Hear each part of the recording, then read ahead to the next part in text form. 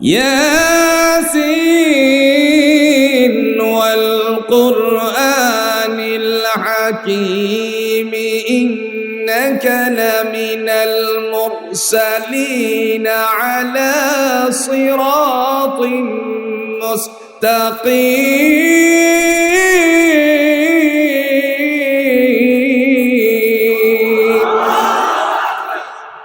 مرحبا Yasin I হরফুল মুকাত্তাআত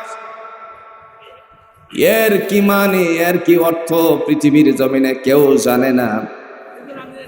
যদি মনে করেন সমাজের মধ্যে নানা ধরনের আলোচনা আসে, কেউ যদি আপনাদের সামনে ইয়াসিনের ব্যাখ্যা করে আর মুহাম্মদুর রাসূলুল্লাহ সাল্লাল্লাহু আলাইহি সাল্লামের জীবন আদর্শ নিয়ে আলোচনা শেষ পর্যন্ত করে, শেষাংশের যে কথাটা আসবে সেই কথা হলো আল্লাহু আ'লামু বিমুরাদিহি। বাঙালি মানুষ মিছা কথা কোয়ার শেষ নাই, কথা কন না কেন? হাই রে, মিথ্যা মিথ্যা মিথ্যা বলতে বলতে জীবন শেষ করে দিছে। ভূমিকম্পে বিল্ডিং পড়ে গেছে, খুব ভালো করে বুঝেন, ভূমিকম্পে বিল্ডিং পড়ে গেছে, এটা নাকি ছাত্র শিবিরে ধাক্কা দিয়ে ফেলা গেছে। গেছে না মিছা? কথা কন না কে গেছে না?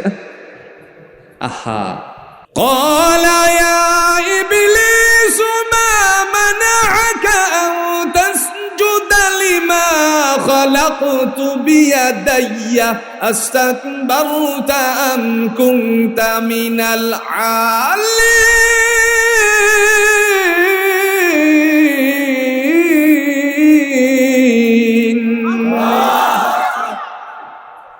আল্লাহ বলেন, হে ইবলিস, ওরে দুষ্ট, মা মানাআকা আন তাসজুদা লিমা খালাকতু বিয়াদাইয়া, আমি যে আদম রে স্বীয় হাতে বানালাম সেজদা করার কথা বললে পরে কোন জিনিস সেজদা থেকে দূরে সরালো?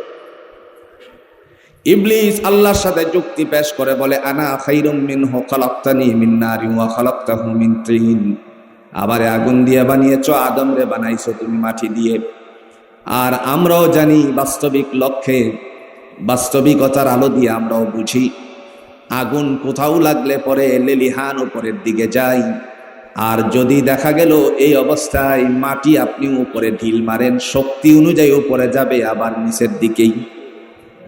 তার মানে হলো আগুনের গতি ঊর্ধ্বমুখী, মাটির গতি নিম্নমুখী।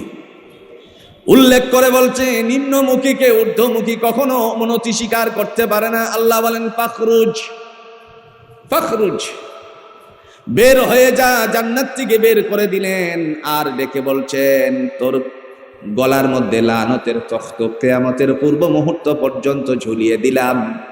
এই ইবলিস সারা সবাই নতি স্বীকার করেছে। আল্লাহ পাক রব্বুল আলামিন কোরআনুল হাকিম দিয়ে বলেন, জগৎবাসী শোনো, এই ইবলিস রে আমি রমজান মাসে আগে শিকল দ্বারা আবদ্ধ করি। সুবহানাল্লাহ বলতেন না?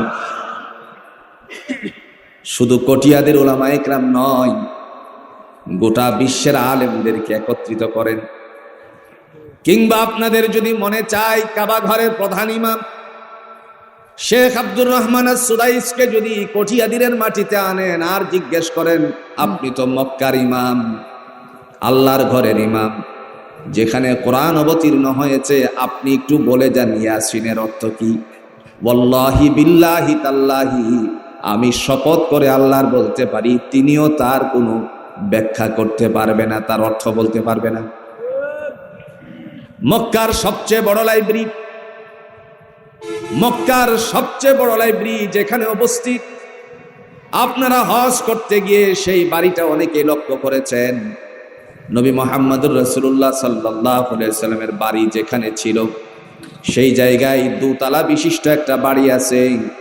ওই বাড়ি হলো মক্কার সবচেয়ে বড় লাইব্রেরি। আমি তার ভিতরে বহুবার ঢুকেছি, এখন একটু সমস্যা আছে ঢুকতে। সেখানে ঢোকার পরে বহু তাফসীর দেখেছি, বিশেষ করে রাইসুল মুফাসসিরিন হযরত ইবনে আব্বাস রাদিয়াল্লাহু তাআলা আনহুর নামে যে বড় একটা তাফসীর আছে, তাফসীরটার নাম হলো তাফসীর ইবনে আব্বাস। আমি তায়েফের জমিনে হযরত ইবনে আব্বাস রাদিয়াল্লাহু তাআলা আনহুর যে মসজিদ আছে, মসজিদে ইবনে আব্বাসের সাথে আরেকখানা লাইব্রেরি আছে, সেখানেও গিয়ে দেখেছি। আল্লাহর নবী মুহাম্মদুর রাসূলুল্লাহ সাল্লাল্লাহু আলাইহি সাল্লাম কোরআনের আলোচনা করতে গিয়ে কোরআন সম্পর্কে বিস্তারিত বর্ণনা করতে গিয়ে এক জায়গায় বিস্তারিত বর্ণনা করতে পারেন নাই, সেই জায়গাটা হলো আলিফ লাম মিম, এর অর্থ বিস্তারিত বলতে পারেন নাই। রাসূলুল্লাহ সাল্লাল্লাহু আলাইহি সাল্লাম বললেন নাই ইয়াসিনের অর্থ কি, সেটাও তিনি বলেন নাই। নবীজি বলেন নাই কফের অর্থ কি, নবীজি বলেন নাই তাহারের মানে কি, রাসূল বলতে পারেন নাই, বলেন নাই দুনিয়াবাসীর কাছে। আল্লাহর নবী বলেন নাই সদ হামিমের অর্থ কি, কেবল তিনি এই কথা বলেছেন ওয়াল্লাহু আ'লামু বিমুরাদিহি, এর যে কি অর্থ কি মর্মার্থ কেবল আল্লাহ ছাড়া দুনিয়ার জমিনে কেউ জানে না। সুবহানাল্লাহ বলে। এরপরে আল্লাহ রাব্বুল আলামিন তিনি ডাক দিয়ে বলেন ওয়াল কুরআনিল হাকিম, প্রজ্ঞাময় বিজ্ঞানময় কোরআনের শপথ। শপথ গ্রহণ করেছেন কোরআনের, আল্লাহ নিজেই কোরআন নাজিল করেছেন। প্রশ্ন আসছে, কোরআনকে জিজ্ঞেস করা হলো কোরআন রে বলো তো তোমার অবস্থান। কোরআন তার অবস্থা সম্পর্কে বলতে গিয়ে মুফাসসিরিনে ইকরামগণ লেখেন, তিনি বলতেছেন কোরআন বলতেছে। কোরআনের অবস্থা লিখতে গিয়ে মুফাসসিরিনে ইকরামগণ লেখেন ফাল কুরআনু হুয়াল মুনাজ্জালু আলা রাসূলিহি আল মাকতুবু ফিল মাসাহিফ আল মানকুলু আনহু নাকলান মুতাওয়াতিরান বিলা শুবহা।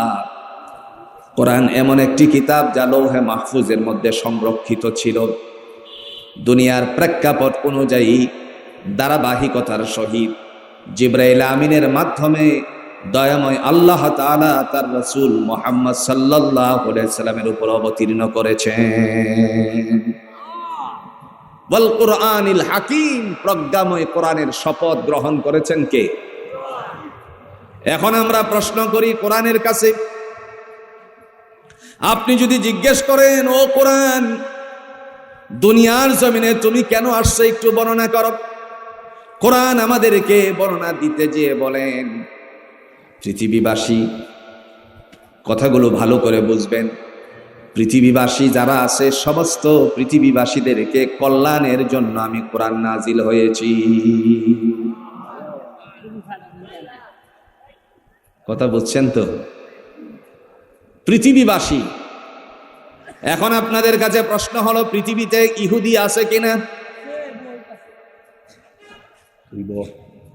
চেষ্টা লাগাইস না, কয়ে দিলাম যেদিকে যাই সেইদিকে ছুটে।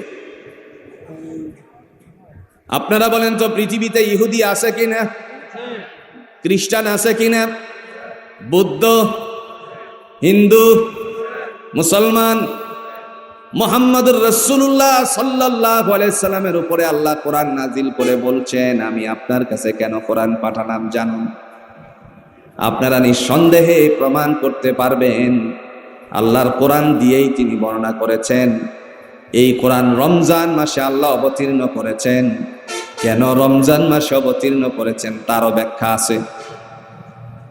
এরপরে তিনি বলেন আমি কোরআন জগৎবাসীদের জন্য অবতীর্ণ করেছি।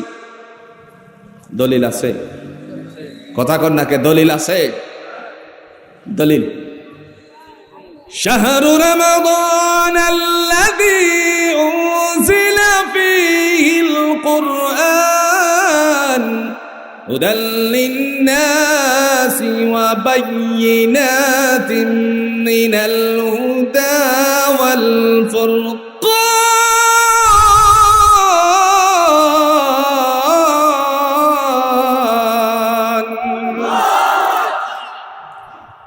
আল্লাহ রাব্বুল আলামিন তিনি বলেন আমি এই রমজান মাসে কোরআন অবতীর্ণ করেছি। কেন রমজান মাসে কোরআন নাজিল করলাম একটু ধারণা দেই। আল্লাহ কেন নাজিল করলেন?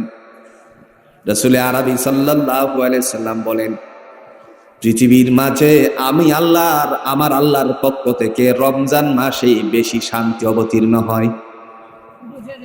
কথা বুঝছেন নি? রমজান মাসে দুনিয়াতে আল্লাহর শান্তি বেশি আসে, রহমত নাজিল হয়। হাদিসের ভাষায় বিশ্বনবী সাল্লাল্লাহু আলাইহি সাল্লাম বলেন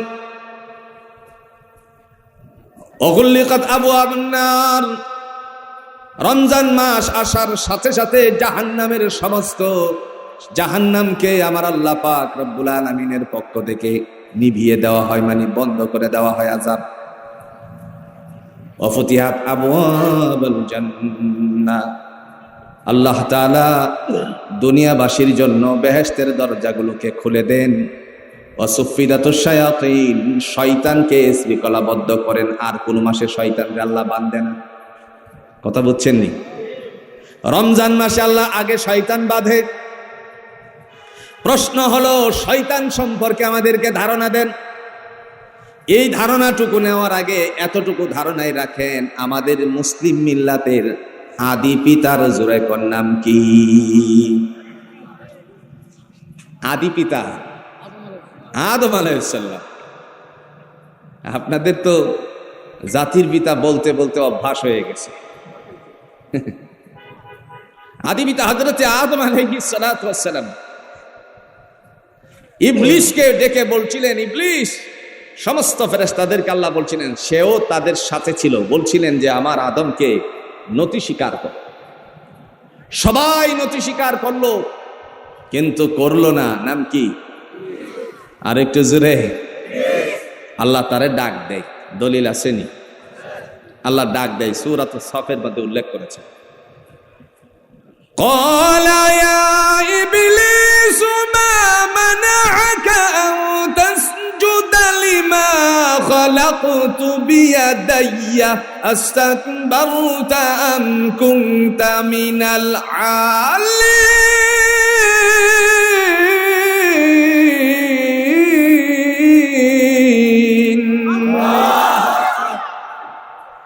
আল্লাহ বলেন, হে ইবলিস, ওরে দুষ্ট, মা মানাআকা আন তাসজুদা লিমা খালাকতু বিয়াদাইয়া, আমি যে আদম রে স্বীয় হাতে বানালাম, সিজদা করার কথা বললে পরে কোন জিনিস সিজদা থেকে দূরে সরালো? ইবলিস আল্লাহর সাথে যুক্তি পেশ করে বলে, আনা খায়রুম মিনহু খালাকতানি মিন নারিন ওয়া খালাকতাহু মিন তিন। আমারে আগুন দিয়ে বানিয়েছো, আদম রে বানাইছো তুমি মাটি দিয়ে। আর আমরাও জানি, বাস্তবিক লক্ষ্যে বাস্তবিকতার আলো দিয়ে আমরাও বুঝি, আগুন কোথাও লাগলে পরে লেলিহান উপরের দিকে যায়। আর যদি দেখা গেল এই অবস্থায় মাটি আপনি উপরে ঢিল মারেন, শক্তি অনুযায়ী উপরে যাবে, আবার নিচের দিকেই। তার মানে হলো আগুনের গতি ঊর্ধ্বমুখী, মাটির গতি নিম্নমুখী। উল্লেখ করে বলছে, নিম্নমুখীকে ঊর্ধ্বমুখী কখনো অবনতি স্বীকার করতে পারে না। আল্লাহ বলেন, ফাখরুজ, ফাখরুজ, বের হয়ে যা। জান্নাত থেকে বের করে দিলেন, আর ডেকে বলছেন, তোর গলার মধ্যে লানতের তখ্ত কিয়ামতের পূর্ব মুহূর্ত পর্যন্ত ঝুলিয়ে দিলাম। এই ইবলিস সারা সবাই নতি স্বীকার করেছে। আল্লাহ পাক রব্বুল আলামিন কোরআনুল হাকিম দিয়ে বলেন, জগৎবাসী শোনো, এই ইবলিস রে আমি রমজান মাসে আগে শিকল দ্বারা আবদ্ধ করি। সুবহানাল্লাহ বলতেন না? একটা কারণ রমজানে কোরআন নাজিলের। দ্বিতীয় নাম্বার কারণ হলো, মহান আল্লাহ বলেন, সাথে সাথে জাহান্নামের যে আগুনটারে আমি নিভাইয়া দেই, জাহান্নামের দরজাগুলো বন্ধ করে দেই, আর আগুন জ্বলে না এমন সময় আমি বন্ধ করে দেই। রমজান মাসে যখন খুতবা পাঠ করা হয় মসজিদে, ওয়াজ করে নিশাব হুজুর তিনি যখন খুতবা পাঠ করবেন, সেখানে এই কথাগুলো উল্লেখ আছে। এরপরে দেখা গেল আল্লাহ পাক রব্বুল আলামিনের হাবিব বলেন, রমজান মাস আসার সাথে সাথে যতগুলো জান্নাতের দরজা আছে, সমস্ত দরজাগুলোকে আমার আল্লাহ পাক রব্বুল আলামিন খুলে দেন। শুভ্র হাওয়া দুনিয়ার জমিনে আসতে থাকে। তার পিছনে কারণ একটাই, দুই দিক থেকেই। একটা হলো, রমজান মাসে আমি কোরআন অবতীর্ণ করব, আগে জাতিটারে, আমার এই পৃথিবীটারে, আমার এই জান্নাতটারে এরকম হালত করেছি, শয়তানরে বন্ধ রাখছি। আরেকটা অবস্থান হলো, কোরআনের কারণে, কোরআনের মর্যাদার কারণে মহান আল্লাহ তাআলা এই কাজগুলো করেছেন। এই কারণে আল্লাহ বলেন, ও জগৎবাসী, আমি রমজান মাসে কোরআন অবতীর্ণ করেছি। সুবহানাল্লাহ। শাহরু রমাদান আল্লাযী উনজিলা ফীহিল কোরআন, আমি আমার পক্ষ থেকে মাহে রমাদানে কোরআন অবতীর্ণ করেছি। কেন জানো? এই যে কোরআন দলিল দেয়, হুদাল লিন্নাস, মানুষের কল্যাণের জন্য। এই যে বলছিলাম, পৃথিবীবাসীর জন্য আল্লাহ কোরআন নাজিল করেছে। সাক্ষী দিয়েছিলেন আপনারা, মানুষের মধ্যে ইহুদি আছে, খ্রিস্টান আছে, বৌদ্ধ আছে, হিন্দু আছে, মুসি আছে, আবার মুসলমানও আছে। আল্লাহ এই জায়গায় মুসলমানদের জন্য পার্সোনালি ডাকটা দিলেন না, সরাসরি ডাক দিতে পারতেন কিন্তু করলেন না। তার কারণ একটাই, মানুষের কল্যাণের জন্য জোরে কণ্ঠ কোরআন নাজিল করেছেন কে? এই কোরআন যেন মানুষের কাছে না পৌঁছাইতে পারে। আবু জাহেল নামক একজন ছিল, আপনারা তো তার নামটা খুব ভালো করে জানেন, জানেন না? মক্কায় নবীজিকে কষ্ট দিয়েছিল। আপনজনের কষ্ট দেওয়ার কারণে আজ মক্কার রাসূলুল্লাহর বাড়িতে হয়েছে কোরআন হাদিসের জ্ঞান চর্চার জায়গা, আর আবু জাহেলের বাড়িটার মধ্যে জুড়ে বলেন কি? ওমা জুড়ে কোন? বাঙালি হাজি যারা যায় তারা চিন্তা করে দেশে গিয়ে কমপক্ষে এই কথাটা বলবো, আবু জাহেলের বাড়িতে, তার বাড়ি, তার ঘর যেখানে মাথা রাখতো একটু সেখানে শিশু দিয়ে আসছি। শিশু বুঝেন তো? বাচ্চা যখন ঘুমের ঘরে থাকে তখন বিছানা নষ্ট করবে বলে মা বলে উঠিয়ে শিশু দে। কি দিতে? আমরা কি বলি? আমাদের কটিয়াদিরের ভাষাটা কি? আরো জোরে, ফেসাব কর। হ্যাঁ, শীষ দে। এই যে অবস্থাটুকু হয়ে গেল, মক্কার সেই বাড়িটার মধ্যে মানুষের আগে শিশু দেয়, তার কারণ একটাই, রাসূলুল্লাহকে কোরআন মানুষের কাছে পৌঁছানোর জন্য সে বাধা বিঘ্নতা সৃষ্টি করত। বিগত দিনের কথা আপনারা ইতিমধ্যে শুনেছেন, বহু আলেমের মুখের সামনে থেকে এই মাইক্রোফোনটা কেড়ে নেওয়া হতো, কোরআনের কথা পৌঁছাইতে দিত না। এটার কারণ হলো এরা সিলসিলা পাইছে। কি পাইছে? আরো জোরে আপনারা বলতে পারেন সিলসিলা পাইছে মানে? এরকম ঘটনা ঘটছিল আগে, দলিল আছে, কথা কন, দলিল কোরআন। وقال الذين كفروا لا تسمعوا لهذا القرآن والغوا فيه لعلكم تغلبون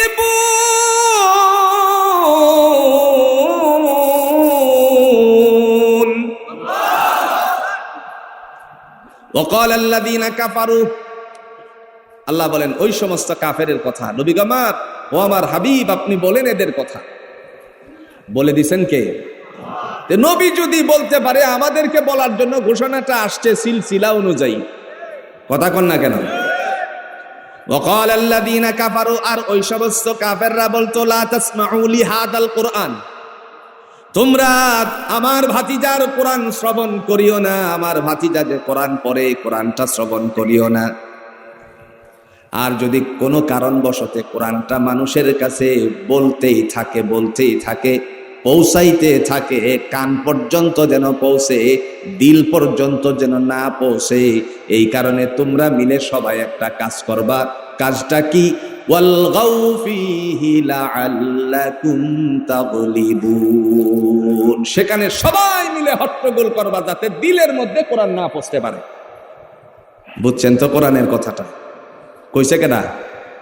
বলছে কে? নামরার ভাষা কইতাম, কইছে কেডা? কইন একটু জোরে, কইন কেডা কইছে? এটা তো আমাদের আঞ্চলিক ভাষা, ঠিক কিনা করে? মহান আল্লাহ রাব্বুল আলামিন তিনি বলছেন, তারা মিলে এই পরিকল্পনা করেছিল যেন আমার নবীর কথা মানুষের দিলে পৌঁছতে না পারে, সেই কারণে তারা হট্টগোল করবে। আল্লাহ বলেন, তোদের কল্পনা বাস্তবায়িত হতে দেব না। আমি আল্লাহর পক্ষ থেকে মানুষের দুয়ারে দুয়ারে আমার কোরআনটা পৌঁছানোর জন্য বন্দোবস্ত করে দিয়েছি। এই কথা বলে আবু জাহেল চলে গেল। খুব ভালো করে বুঝবেন, লোকদের মাঝে কথা বলে ঘরে চলে গেল। রাত যখন আসছে, আস্তে আস্তে করে অন্ধকার গভীর হতে লাগলো। এমন সময় আবু জাহেল, আল্লাহর বান্দা নাফরমান, মনে মনে চিন্তা করলো, আমার ভাতিজা যে কোরআন পড়ে মানুষকে পৌঁছায়, পড়ায়, শোনায়, এই কোরআনটা যে কত মধুর, কেউ যেন না দেখে, আমি গোপনে গিয়ে তারপর একটু শুনে আসি। সুবহানাল্লাহ বলছেন না? আবু জাহেল ঠিকই কোরআন শুনছে, কিন্তু মানুষে শুনতে দেয় নাই। নেতা বহুত আছে, দেখা গেল দলের ক্ষতি হয়ে যাবে বলে সত্য কথাকে তারা গোপন করে, এরকম মানুষ আছে কিনা? খবরদার, তোমরা কেউ যাবে না, কিন্তু গোপনে সে গেছে। মুহাম্মদ সাল্লাল্লাহু আলাইহি ওয়াসাল্লাম যখন গোপনে আল্লাহর কোরআন পড়েন, অর্থাৎ রাতের বেলায় আল্লাহর কোরআন পড়ে, আবু জাহেল, আবুল হাকাম আবু জাহেল ঘরের কোণে দাঁড়িয়ে দাঁড়িয়ে শুনতে শুরু করলো। রাসূলুল্লাহ কোরআন থেকে পড়লেন, আলিফ লাম মিম যালিকাল কিতাবু লা রাইবা ফীহি হুদাল লিল মুত্তাকিন।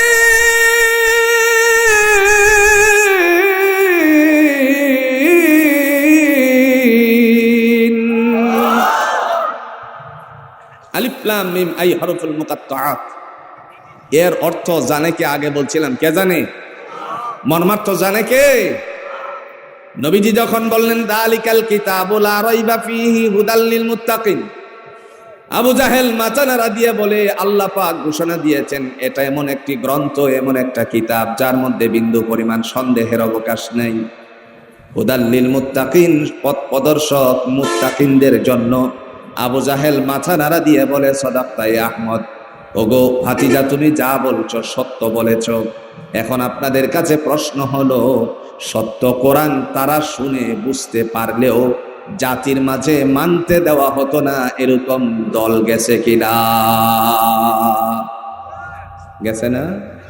আবু জাহেলের ওই যে সিলসিলা, নামটা কি? সিলসিলা, মাথায় রাখেন, নামটা কি? সিলসিলা। প্রিয় ভাইয়েরা আমার, আমার কথা উদ্দেশ্য হলো, দলমত নির্বিশেষে যারাই কোরআনের বিরোধিতা করবে তাদের সিলসিলা হলো আবু জাহেলের সিলসিলার সাথে জড়িত। আমি কোনো দলকে কটাক্ষ করে বলতে চাই না, শুধুমাত্র এটা শুনুন। আমার বক্তব্য হলো, যে বা যারা কোরআনের বিরোধিতা করবে তারাই হবে আল্লাহর কথা অনুযায়ী কোরআনের শত্রু, জাতির শত্রু। জোরে কণ্ঠে কিনা? এবার আসেন, আল্লাহ কেন বললেন হুদাল লিন্নাস, মানুষের কল্যাণের জন্য কোরআন নাজিল করেছি। মানুষের কল্যাণের জন্য কোরআন নাজিল করেছেন। কিভাবে মানুষকে কোরআন কল্যাণ দেন, একটা ইতিহাস বললে পরে আপনাদের মনে হয়ে যাবে রাসূলুল্লাহর হাদিসের।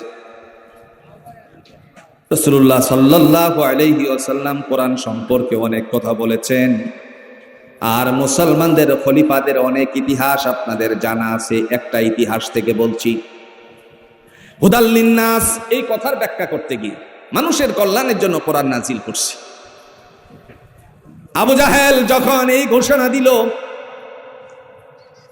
সাথে সাথে বক্তব্যের মধ্যে বলল, কে আছো তোমাদের মধ্যে আমার ভাতিজা মুহাম্মদকে দুনিয়ার জমিন থেকে বিদায় করে দিবে, গলা ছাটা দিবে? কেউ আছো নাকি? জোরে কর নাউজুবিল্লাহ। একজন একজন করে মাথা নিচু করতে লাগলো সেমিনারের মাঝখান থেকে।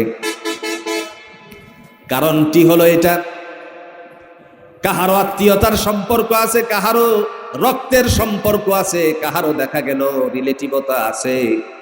আর নবীজি ঘোষণা দিয়েছেন, পৃথিবীর জমিনে কেউ মুমিন হতে পারবে না যতক্ষণ না পর্যন্ত আমি আল্লাহর নবীকে বেশি ভালোবাসবে।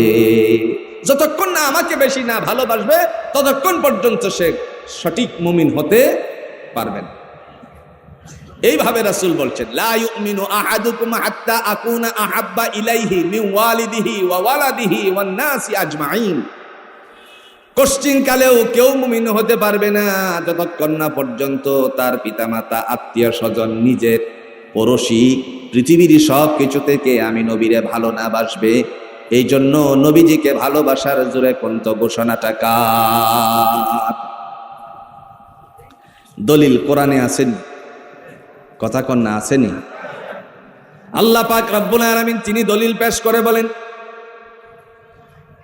ও জগৎবাসী, মাইয়ুতিউর রাসূল ফাকাদ আতা আল্লাহ। দুনিয়াতে যারা আমার নবীর হুকুম মান্য করে তারা আমি আল্লাহকে মান্য করে। আবার অন্য জায়গায় বলা আছে, যারা আমি আল্লাহর ভালোবাসা পেতে চাও তারা আমার নবীর অনুসরণ অনুকরণ করো। দলিল আসেনি? দলিল قل إن كنتم تحبون الله فاتبعوني يحببكم الله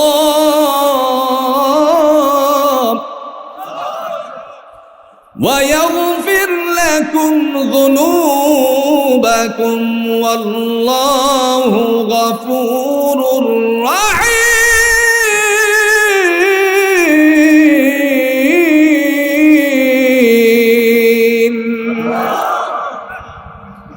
আল্লাহ বলেন, কুল ও নবী আপনি বলুন, ইন কুনতুম তুহিব্বুনাল্লাহ, পৃথিবীতে কেউ যদি আমি আল্লাহর ভালোবাসা পেতে চাই, ফাত্তাবিউনি, তারা যেন আপনার ইত্তেবা করে। মা মানাল ইত্তেবা? ইত্তেবা মানে হলো রাসূল যেই কথা বলেছেন সেই কথাগুলো মেনে চলা। হালালকে হালাল বলে, হারামকে হারাম বলে, জায়েজকে জায়েজ বলে, না জায়েজকে না জায়েজ বলে আখ্যায়িত করে, সৎকে সৎ বলে বিবেচনা করে, অসৎকে উড়িয়ে দিয়ে যারা এই কথার উপরে আমার নবীর অনুসরণ করবে, আল্লাহ বলেন ইউহিব্বুকুমুল্লাহ, আমি আল্লাহ তাদেরকে ভালোবাসবো। ওয়া ইয়াগফির লাকুম যুনুবাকুম, ভালোবাসা পর্যন্ত শেষ নয়। বাংলাদেশে ভালোবাসা জোরে কোন তো আসেনি, কথা কন্যা আসেনি। দুনিয়ার জমিনে একে অপরের যতটুকু ভালোবাসে, দলরে যতটুকু ভালোবাসে, এর কিঞ্চিত যদি আল্লাহরে বাসতো তাহলে আল্লাহ তার জন্য হয়ে যেত। মহান আল্লাহ পাক রব্বুল আলামিন দেখে বলেন, ভালোবাসা পর্যন্ত সেখানে সীমাবদ্ধতা থাকবে না। ওয়া ইয়াগফির লাকুম যুনুবাকুম ওয়াল্লাহু গফুরুর রহিম, আমি আল্লাহ তাআলা তোমাদের জিন্দেগীর গুনাহগুলো মাফ করে দিব, আর আল্লাহর চেয়ে অধিক ক্ষমাশীল। জোরে বলুন তো কেউ আছে নাকি? আছে? আছে? নাই। হুদাল লিন্নাস, মানুষের কল্যাণের জন্য কোরআন নাজিল করেছি, এই কথাকে বাস্তবায়ন করেছেন ইতিহাস দ্বারা। হঠাৎ করে দাঁড়িয়ে গেছে একজন, ডাক দিয়ে আবু জাহেল বলছে, কে আছো তোমাদের মধ্যে আমার ভাতিজারে দুনিয়ার জমিন থেকে গলা ছাটা দিবে? নাউজুবিল্লাহ। এই মুহূর্তে মাথা নিচু করতে লাগলো সকলেই। হঠাৎ করে একজন মাথা উঁচু করে বলছে, তরবারি উঁচু করছেন, উঁচু করে বললেন, আমি পারবো তোমার ভাতিজারে দুনিয়ার জমিন থেকে বিদায় করতে। এই সময় ডাক দিয়া বলছে, আমি আজকের দিনে তোমার এই কামনা করেছিলাম। তিনি যেমন তেমন ব্যক্তি নয়, তিনি একজন বীর ছিলেন। পরবর্তীতে নবীর কথা অনুযায়ী আল্লাহ পাক তারে কবুল করেছিলেন, দোয়া করছিলেন আল্লাহর কাছে, আল্লাহ দুই ওমরের এক ওমরকে তুমি ইসলামের সুশীতল ছায়া তলে আশ্রয় দিও। অরিজিনাল আবু জাহেল রে আল্লাহ আশ্রয় না দিয়ে খাত্তাবের সন্তান উমর রে আশ্রয় দিছে। তার কারণ হলো আবু জাহেল নিজে কান লাগাইয়া কোরআন শুনত, কিন্তু উমর কোনোদিন জানতো না খাত্তাবের সন্তান রাসূলুল্লাহ সম্পর্কে। যখন বলছে আমি তোমাকে আজকে কামনা করেছিলাম, তরবারি উঁচু করে রওনা করেছে আল্লাহর নবীকে দুনিয়ার জমিন থেকে বিদায় করবে, এমন সময় রাস্তার মধ্যে একজন সাহাবী গোপনে গোপনে মুসলমান হয়েছেন, বেদুইন আব্দুল্লাহ। আল্লাহর বান্দার সাথে সাক্ষাৎ হয়ে যাওয়ার পর ডাক দিয়ে বলছে, উমর ও খাত্তাবের সন্তান, তুমি কোথায় যাচ্ছ? ডেকে ডেকে বলল, আহমদকে দুনিয়ার জমিন থেকে বিদায় করতে যাচ্ছি।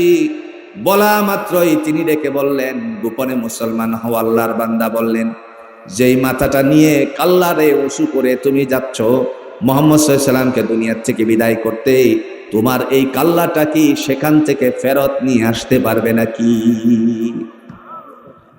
রাগী মানুষ বলা মাত্রই থাপ্পড় মারছে। কি জোরে কন্যা কি মারছে? এক থাপ্পড়, থাপ্পড় খেয়ে জমিনে পড়ে গেছে। এই যা তিনি বললেন কল্লাটা ফেরত আনতে পারবে নাকি, এটার উদ্দেশ্য কি? নবী কি কল্লা রাইখে দিবে? জোরে কোন রাইখে দিবে? না। উদ্দেশ্য কি? উদ্দেশ্য ছিল এরকম, তুমি যে মাথা উঁচু করে যাচ্ছ, এই মাথা তুমি সেখানে নিয়ে যাওয়ার পরে আল্লাহর কোরআনের ছায়াতলে, ওয়াল কোরআনিল হাকিম, প্রজ্ঞাময় কোরআন, বিজ্ঞানময় কোরআনের ছায়াতলে তোমার মাথাটা নিচু হয়ে যাবে। সুবহানাল্লাহ বলেন। মনে মনে উদ্দেশ্য তিনি এই কথাটা বলেছিলেন। আল্লাহ পাক রব্বুল আলামিনের বান্দা যখন রওনা করল, পিছন দিক থেকে মাথা উঁচু করে বলছে, হে খাত্তাবের সন্তান, তুমি নবীর বাড়ির রাস্তাটাকে ছেড়ে দাও, একটু টার্ন করো, অন্যদিকে মোড় দাও। তোমার বোন আর ভগ্নিপতি তারা দুইজনে মিলে মুহাম্মদ সাল্লাল্লাহু আলাইহি সাল্লামের কোরআন শিখেছে এবং কালিমার ছায়াতলে আশ্রয় নিছে। রাগে মাগে ফায়ার হয়ে তারপরে বোনের বাড়ির রাস্তা ধরলো।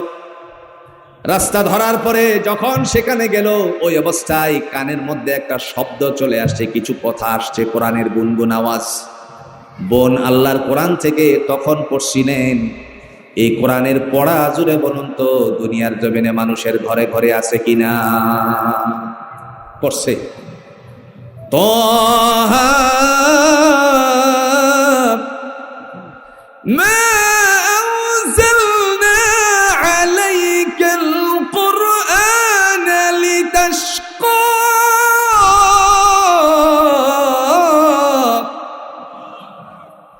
আল্লাহর বান্দা পড়লেন, বান্দি জবান থেকে উচ্চারিত করলেন তাহা আই হরফুল মুকাত্তাআত। এর অর্থ জানে কে?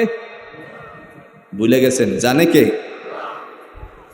এরপরে বললেন মা আনজালনা আলাইকাল কুরআন লিতাশকা। আল্লাহ পাক রব্বুল আলামিন ডেকে বলছেন, আমি এই কোরআন অবতীর্ণ করেছি আপনাকে ক্লেশ দেওয়ার জন্য না, আপনারে কষ্ট দেওয়ার জন্য না। আপনি শুধু মুখস্থ করার জন্য ঠোঁট লড়াবেন, এই কারণে আমি আপনারে কষ্ট দিতে কোরআন দেই নাই। আমি আল্লাহ পাক এই বিজ্ঞানময় কোরআনটা দিছি, কালি শোনেন আর দিলের ভিতরে আমি আল্লাহ ওটু ঢুকাইয়া দিব। একটু সহজ করে আপনাদেরকে ধারণা দিলে বুঝবেন। আপনাদের এই কঠিয়াদির অনেক মাদ্রাসা আছে কিনা? কোন হেফজখানা আরো আসতে কই না আছে? হেফজখানার থেকে 14 বছর 16 বছরের একটা ছেলে হাফেজে কোরআন হয়েছে, ওই ছেলেটার কাছে গিয়ে আপনি যখন বলবেন তুমি কি কোরআন হেফজ করছো নাকি, আর আপনাদের ডিগ্রি কলেজের একজন প্রফেসর স্যারের কাছে আপনি গিয়ে বলেন, স্যার আপনি তো দীর্ঘ বছর যাবৎ কেমিস্ট্রি পড়াচ্ছেন, অথবা আপনি বায়োলজি পড়াচ্ছেন, দয়া করে আপনি বলুন তো শুরু থেকে শেষ পর্যন্ত একটু মুখস্থ বলতে পারবেন নাকি? কথা কন না কেন? স্যারে পারবে। যাক, আমরা কলেজ ভার্সিটি লেভেলে গেলাম না। প্রাইমারি স্কুলে যদি আপনি যান, গিয়ে আপনার স্যারকে বললেন, স্যার শুনেছি আপনি 5 থেকে 6 বছর যাবৎ ছোট্ট একটা বই যার নাম হলো বাংলা ক্লাস 4-এর এটা পড়াচ্ছেন। ও জি পড়াচ্ছি। কেন, কি হয়েছে? যদি জিজ্ঞেস করেন আপনি কি শুরু থেকে শেষ পর্যন্ত মুখস্থ করতে পারবেন, বলতে পারবেন নাকি? এবার সাক্ষী দেন, স্যারে মুখস্থ বলতে পারবে নাকি? কিন্তু 16 বছরের যে ছেলেটা হাফেজে কোরআন হয়েছে, ওই ছেলেরে যদি আপনি আস্তে করে গিয়ে বলেন, তোমারে আমাদের মসজিদে রমজান মাসে তারাবির জন্য নিযুক্ত করলাম, রমজান মাসে মুসল্লিদের সামনে এনে তারে দাঁড় করিয়ে দিলেন, বলুন তো এত মোটা কোরআনটারে শুরু থেকে শেষ পর্যন্ত, রমজানের চাঁদ ওঠার পূর্ব মুহূর্ত পর্যন্ত, এই যে 27শে রমজান পর্যন্ত তারাবি হয়, জোরে কন্ত কোরআনের খতম সেই মুসল্লিদেরকে শোনাতে পারবে কি পারবে না? তাইলে আপনি কেন মুখ লড়াবেন? মা আনজালনা আলাইকাল কুরআন লিতাশকা। আপনাকে ক্লেশ দেওয়ার জন্য আমি কোরআন নাজিল করি নাই, আপনি শুধু শুনেন আর অন্তরে আমি আল্লাহ ঢুকাইয়া দিব। শোনার দায়িত্ব আপনার, ঢুকানোর অন্তরে দায়িত্ব কার? আল্লাহ। ওমর ইবনুল খাত্তাব রাদিয়াল্লাহু তাআলা আনহু ভিতরে গেলেন। ভিতরে যাওয়ার পরে বোন রে এত হারে মারলেন, মারতে মারতে নিজেও ক্লান্ত হয়ে গেল। ডেকে ডেকে বলল, বোন রে তুই কি আল্লাহর কোরআনটা অর্থাৎ ঈমান ছাড়বি না, নতুন ধর্ম ত্যাগ করবি না নাকি? বোন ডাক দিয়ে বলে, ভাইয়া দেহের সাথে বিন্দু পরিমাণ প্রাণ যতক্ষণ পর্যন্ত লেগে আছে ততক্ষণ পর্যন্ত আল্লাহর নবীর শিখানো কালিমা কোরআন আমি ছাড়তে পারি না। অন্তরকরণের ভিতরে একটা ঢেউ উঠে গেছে, আমরা ঢেউ বুঝি তো। অন্তরের মধ্যে একটা কি যেন ভাব সৃষ্টি হয়ে গেছে, আই সর্বনাশ, এ তো মারলাম, এরপরে কোরআন বা ইসলাম ছাড়বি না। এই কথা বলার পরে বলল তাহলে তুই থাক, আমি যাই। মনের পরিবর্তন এসে গেল, কারণ কোরআন মনের পরিবর্তন করে দেয়, দলিল আছে। কথা কন নাকি? আল্লাহ পাক রব্বুল আলামিন কোরআনে বলেছেন, এর অংশ হলো এরকম, যদি আল্লাহর কোরআন কেউ শুনে, আল্লাহর কোরআন কেউ শুনে, তখন আল্লাহ পাক রব্বুল আলামিন ডাক দিয়ে বলছেন, জাদাতুহুম ঈমানা, আমি তার ঈমানটারে বাড়িয়ে দেই। এই ওমর খাত্তাবের সন্তানের ওমরের ঈমানটা, জোরে বলুন, বাড়াইছেন কে? বোন তুই থাক, আমি গেলাম। যখন সেখানে রওনা দিয়ে গেল, দূরে আছে, এখনো কাছে যায় নাই। এই সময় দুইজন সাহাবী দরজার সামনে পাহারা দিচ্ছিলেন রাসূলুল্লাহকে। নবীজির কাছে গিয়ে বললেন, ইয়া রাসূলুল্লাহি, আপনার দিকে ওমর আসতেছে তেরে, আর এমত অবস্থায় আমরা তাকে রাস্তার মধ্য থেকে প্রতিহত করব, চির জাহান্নামে পাঠিয়ে দিব। নবীজি মুস্কি হাসি দিয়ে বললেন, ওমর রে, আমার কাছে সোজা আসার সুযোগ করে দাও, কিছু বলবা না, ধরবাও না, সইবাও না। আস্তে কোন সুবহানাল্লাহ। খাত্তাবের সন্তান রে, তোমরা কিছু করবা না, বলবাও না কিছু, আমার কাছে সোজা পাঠিয়ে দাও। দুইজন সাহাবী ভিতর থেকে বাহিরে আসলেন আর পরামর্শ করলেন, রাসূল এটা কি বলল বুঝলাম না, সে তো নবীজিকে মারার জন্য আসতেছে। যাই হোক, নবী যেহেতু বলে ফেলেছেন, সেহেতু বিরোধিতা করার কোনো সুযোগ, কারণ আল্লাহর কোরআনে যা আগে বলেছিলাম, আল্লাহ বলছেন, মাইয়ুতিউর রাসূলা ফাকাদ আতা আল্লাহ, যারা আমার নবীকে মানে তারা আমি আল্লাহকে মানে। নবী বলছেন আর অমান্য করা যাবে না। দুইজনে মিলে আলোচনা করলেন, যদি দেখি ভিতরে কোনো হট্টগোলের আওয়াজ শোনা যায়, দুইজন তরবারি নিয়ে ঝাঁপিয়ে পড়বো, যাতে ওমর দুনিয়ার জমিন থেকে চির জাহান্নামী হয়ে চলে যায়, এমন ভাবে মারবো তরবারি। কিন্তু সব হলো উল্টা।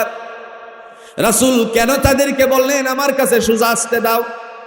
আসতে দেওয়ার কথা বলার একটা মাত্র কারণ, কিছুক্ষণ আগে তারা ভিতরে ঢোকার আগে জিবরাইল আমিন নবীজির কাছ থেকে চলে গেছে, উঠে তারপরে চলে গেছে আল্লাহর সান্নিধ্যে। জিবরাইল আমিন এসে বলে গেছেন, নবী আমার, আল্লাহ আমাকে পাঠিয়েছেন, আপনি যে দোয়া করছিলেন দুই ওমরের এক ওমরকে ইসলামের সুশীতল ছায়াতলে আশ্রয় দিতে, আল্লাহ খাত্তাবের সন্তান অরিজিনাল ওমরকেই কবুল করেছেন। সে আপনাকে মারার জন্য আসতেছে না, সে ইসলাম গ্রহণ করতে আসতেছে। কোরআনের পাওয়ার দিছে কে? জোরে কোন কে দিয়েছে? আবু জাহেল বলতো, লা তাসমাউ লিহাদাল কোরআন, তোমরা কোরআন শুনিও না। আর উমরের কানে কোরআন পৌঁছা মাত্রই জাদাতহুম ঈমানা, তার ঈমান আল্লাহ বাড়ায় দিয়েছে। বুঝছেন আমার কথা? কাছে গেল, কাছে যাওয়ার পরে আল্লাহর বান্দা এবার ডাক দিয়া বললেন, ইয়া রাসূলুল্লাহ, আমি আপনাকে চিনতে পারিনি, বুঝতে পারিনি। আমার কাছে যা কিছু বর্ণনা করা হয়েছে সব ছিল ভুল, সব ছিল উল্টো পাল্টো। আমার কাছে আপনার সম্পর্কে বিরূপ মন্তব্য করা হয়েছিল। আপনি দয়া করে আমাকে কালিমা পড়ে মুসলমান বানান। আল্লাহর নবীর সাথে সাথে বললেন, ওমর আপনি বলুন, আশহাদু আল্লা ইলাহা ইল্লাল্লাহু ওয়া আশহাদু আন্না মুহাম্মাদান আবদুহু ওয়া রাসূলুহু। কালিমা পড়ে মুসলমান হয়ে গেছে। দাম বাড়ছে না কমছে? আরেকটু জোরে কোন, দাম বাড়ছে না কমছে? এই সময়টা ছিল দুপুরের সময়।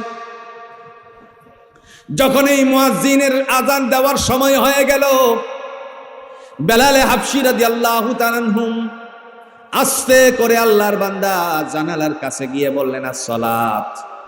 আবার আরেক পাশে গিয়ে বললেন, আসসালাত। তখন সাথে সাথে ওমর রাসূলের দরবার থেকে উঠে দাঁড়িয়ে গেল আর বলতেছে, বেলাল শোনো, ওমর মুসলমান হয়েছে, সুতরাং আজকের থেকে আজান আর আসতে হবে না, আজকের থেকে আজানের ধ্বনি হবে উচ্চ কণ্ঠে। যখনই বললেন আজকের থেকে আজানের ধ্বনি হবে উচ্চ কণ্ঠে, তারপরে হযরতে নবী করিম সাল্লাল্লাহু আলাইহি সাল্লাম একটা মুস্কি হাসি দিয়ে আল্লাহর কাছে শুকরিয়া আদায় করলেন, আল্লাহ আমার ইসলাম, আপনার ইসলাম বিজয় লাভ করতেছে। আজকে মুসলমানদের দুয়ারে দুয়ারে ইসলাম শুধুমাত্র সাহাবীদের ত্যাগের বিনিময়ে ইসলাম এসেছে মানুষের কাছে অনেক কষ্টের বিনিময়ে। আপনি আমি কতটুকু কষ্ট করেছি, হয়তোবা জেলখানা পর্যন্ত। কিন্তু খাত্তাব, আবু জাহেলের কওমেরা এই বেলালে হাবশী রাদিয়াল্লাহু তাআলা আনহুকে মরুভূমিতে শেষরাতে টানতে টানতে পিঠের চামড়া পর্যন্ত খসায়া দিছে। এই জমিনের মধ্যে ইসলাম এমনি আসে নাই, কষ্ট জুড়ে বলেন তো আছে কিনা? প্রিয় ভাইরা আমার, মহান আল্লাহ পাক রব্বুল আলামিন ডেকে বলেন, বান্দারে শোনো, কেন আমি তোমাদের মাঝে কোরআন দিলাম, হুদাল লিন্নাস, মানুষের কল্যাণের জন্য কোরআন নাজিল করেছি। এই কোরআনকে যদি জিজ্ঞেস করা হয়, কোরআন রে বলো তো আর কি কারণে তুমি নাজিল হয়েছ? কোরআন বলে, বাইয়িনাতিন মিনাল হুদা ওয়াল ফুরকান, সত্য এবং মিথ্যাকে পার্থক্য করার জন্য আমি আল্লাহর পক্ষ থেকে অবতীর্ণ হয়েছি। যেটা সত্য সেটা সত্য থাকবে, যেটা মিথ্যা এটা মিথ্যা বলেই আখ্যায়িত করা হবে। বাঙালি মানুষ মিছা কথা কোয়ার শেষ নাই, কথা কন না কেন? হাই রে, মিথ্যা মিথ্যা মিথ্যা বলতে বলতে জীবন শেষ করে দিছে। ভূমিকম্পে বিল্ডিং পড়ে গেছে, খুব ভালো করে বুঝেন, ভূমিকম্পে বিল্ডিং পড়ে গেছে, এটা নাকি ছাত্র শিবিরে ধাক্কা দিয়ে ফেলা গেছে। গেছে না মিশা? কথা কন না কে গেছে না? আহা, ভূমিকম্পে নানা ধরনের ঘটনা ঘটছে। শুধু তাই নয়, কোমলমতি শিশুরা, তলেবে এলেমরা, তারা উস্তাদদের জন্য শান্তির উদ্দেশ্যে গিয়েছিল শাপলা চত্বরে, আর তাদেরকে একেবারেই নিষ্পেষিত করে দেওয়া হয়েছে। সাথে সাথে দেখা গেল সকাল 10টা হওয়ার আগেই পরিষ্কার। আবার এটারে দাঁত কামড়িয়ে বলছে হেফাজতের জঙ্গিরা। যেই মুখ দিয়ে বলা হয়েছে, যেই চোখকে রাঙ্গিয়ে বলা হচ্ছে, এই চোখ আর মুখ ভেঙছি, এখন চোখের পানি পড়তেছে। কথা কন না কেন? এক মাগে শিখ যায় না, এই কথা তো সবার জানা দরকার। কথা কোন? প্রিয় ভাইয়েরা আমার, বলার উদ্দেশ্য হলো, আজ আমরা এখানে আছি, আগামীকালকে থাকবো না, এটাই চিরন্ত সত্য। মৃত্যু, মালাকুল মউত হাজির হয়ে যাবে, চলে যেতে হবে আল্লাহর দিকে। সুম্মা ইলাইনা তুরজাউন, ফিরে যেতে হবে কার দিকে? হযরতে ওমর ইবনুল খাত্তাব রাদিয়াল্লাহু তাআলা আনহুর সম্পর্কে আল্লাহ পাক রব্বুল আলামিন বলছেন, জগৎবাসী শোনো, আমার বান্দা ওমরের মানসা অনুযায়ী জমিনের মধ্যে আমি আল্লাহ তার কথার পরিপ্রেক্ষিতে আমিও কিছু বিধান জারি করেছি। রাসূল বলছেন, লাউ কানা বা'দি নাবিয়্যান লাকানা ওমর, আমার পরে যদি কোনো নবী হতো, ওমরকে আল্লাহ নবী বানাইতেন।